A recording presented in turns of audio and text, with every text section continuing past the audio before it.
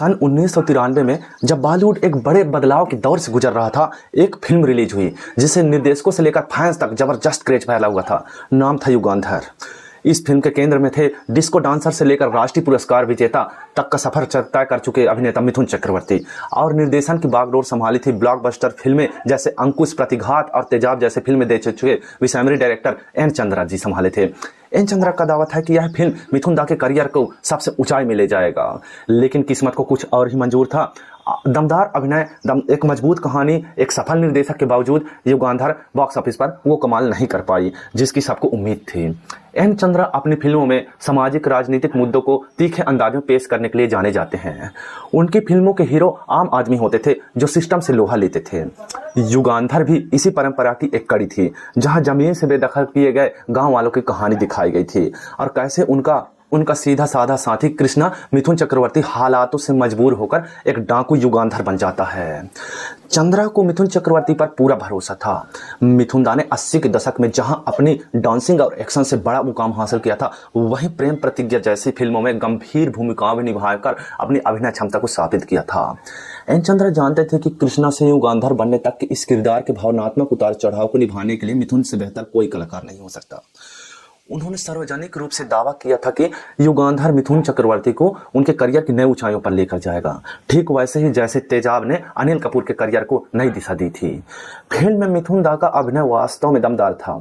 उन्होंने एक मासूम जमीन से जुड़े हुए किसान की बेबसी, अन्याय के खिलाफ आक्रोश और डाकू बनने की प्रक्रिया को और गाँव के लिए उनके दर्द को दिखाता है। दोस्तों, उनकी आंखों में गुस्सा भी था और पीड़ा भी था।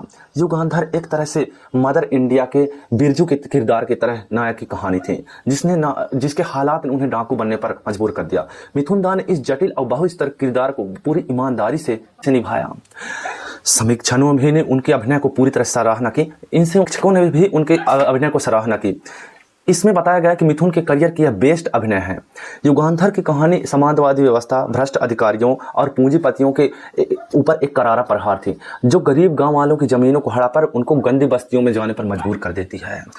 इस फिल्म में एक मजबूत सपोर्टेंट का किरदार भी था, जो थे कबीर बेदी, जो कि एक दयालु अफसर के रूप में नजर आए थे। किरण कुमार और साथ में परेश रावल जैसे जो है कि कई दिग्गज विलेन इसमें उपलब्ध थे दोस्तों, जो कि इस फिल्म को अच्छी तरह से जोड़े थे। Sangeeta Bijlani female lead actor के रूप में नजर आए थे। फिल्म की जितने भी इसमें डायलॉग थे, सब चीज ठीक थे। फिल्म का केंद्रीय विचार था कि कोई भी लड़ाई बिना झंडे के नहीं लड़ी जा सकती, क्योंकि झंडा एक विचार होता है। यानी युगांधर एक सिर्फ डाकू नहीं, एक जो है कि अन्याय के खिलाफ खड़े हुए एक व्यक्ति और विचार था।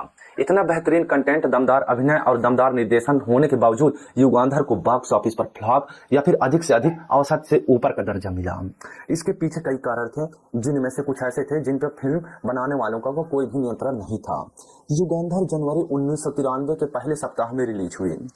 यह वह समय था जब देश विशेष रूप से मुंबई में और बॉलीवुड के लिए एक बड़ा बाजार था, और बाबरी मस्जिद विध्वंस के बाद यह सांप्रदायिक दंगा फैला हुआ था। शहर के बड़े हिस्सों में कर्फ्यू लगा हुआ था और लोगों के लिए थिएटर तक पहुंचना न केवल मुश्किल था बल्कि खतरनाक भी साबित होता था।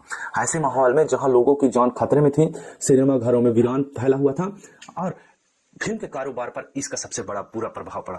कई राज्यों में तो इस फिल्म को मुक्त टैक्स फिल्म का दर्जा दे दिया गया, लेकिन टिकट की बिक्री फिर भी न के बराबर रही और यह एक व्यावसायिक आपदा बन गई। समय का यह दुर्योग ही युगांधर की असली सफलता का कारण बना।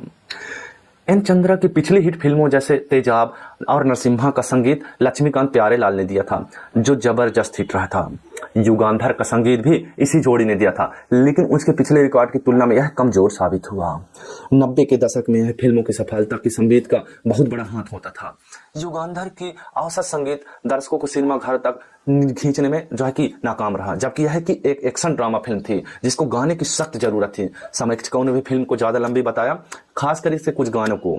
एक दमदार सामाजिक मुद्दे पर बनी फिल्म यह जो है कि इसकी एक्शन का धीमा होना और इसके कुछ दृश्यों का अनावश्यक रूप से खींच जाना दर्शकों को बांधने में असफल साबित हो गया।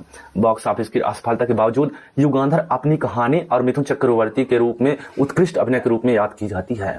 यह एक ऐसी फिल्म थी जिसने डाकू समस्या को भी एक जो है कि एक्शन के रूप में नहीं बल्कि सामाजिक आर्थिक मजबूरी के रूप में दिखाया था। युगांधर इस बात का कड़वा उदाहरण है कि कैसे फिल्म इंडस्ट्री में सिर्फ अच्छी कहानी और बेहतरीन परफॉर्मेंस ही काफी नहीं होती, रिलीज का सही समय और दर्शकों तक सही तरह से पहुंचना भी उतना ही जरूरी होता है।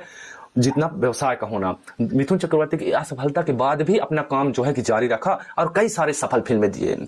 लेकिन युगंधर फिल्म का नाम उन फिल्मों में जो है कि उस फिल्म की श्रेणी में आता है जिसमें मिथुन चक्रवर्ती का उत्कृष्ट अभिनय दिखाया गया।